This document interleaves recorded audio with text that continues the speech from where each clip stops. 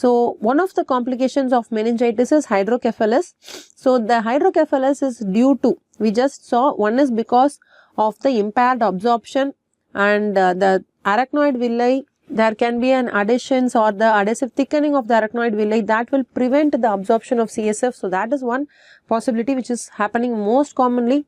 Also all that foramina of the Lashka, foramina of Mejendi, the cerebral aqueduct also can undergo gliosis and fibrosis. So raised ICP, finally hydrocephalus due to these causes. So in meningitis, you know, CSF will have elevated proteins and reduced glucose, isn't it? So I will tell you why there is elevated CSF protein and why there is reduced CSF glucose. So first we will see about the protein.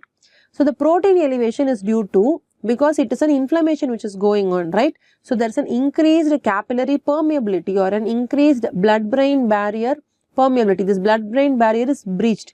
So there is loss of albumin-rich fluid into the subarachnoid space. So the CSF will become very rich in protein. So that causes elevated CSF protein. And this transduction, sometimes it can continue and can just stay there, causing subdural effusions also.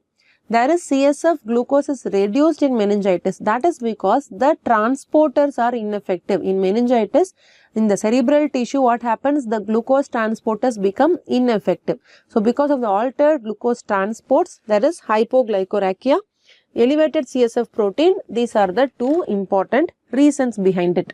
Okay. So now let's move on to the etiology of bacterial meningitis.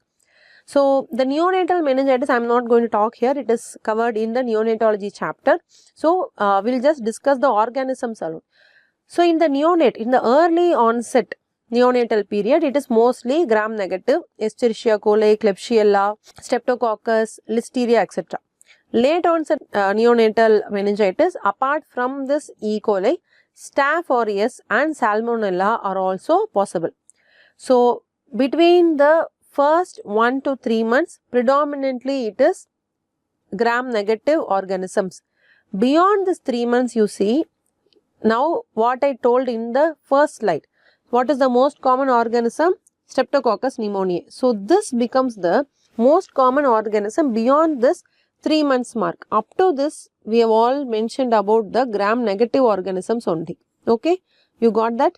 Okay, so followed by Streptococcus pneumoniae, Haemophilus influenza, Neisseria meningitidis and rarely Pseudomonas and Salmonella.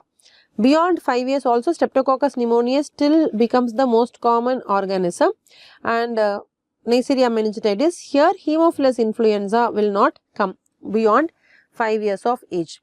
Sometimes there can be some predisposing factors which will lead to the particular organism causing meningitis. Say in case if there is a shunt which is placed, a VP shunt is placed or there is a meningomyelocele. So whenever there is open, when there is skin breach is present, we expect staphylococcal organism to be the cause of meningitis. It can be either Staph aureus or it can be Staph epidermidis also, right? So next, whenever there is CSF leak, we think of pneumococcal organisms. Splenic dysfunction, sickle cell anemia, think of Neisseria, especially whenever there is defect in complement system, think of Neisseria. T cell defect, think of Listeria.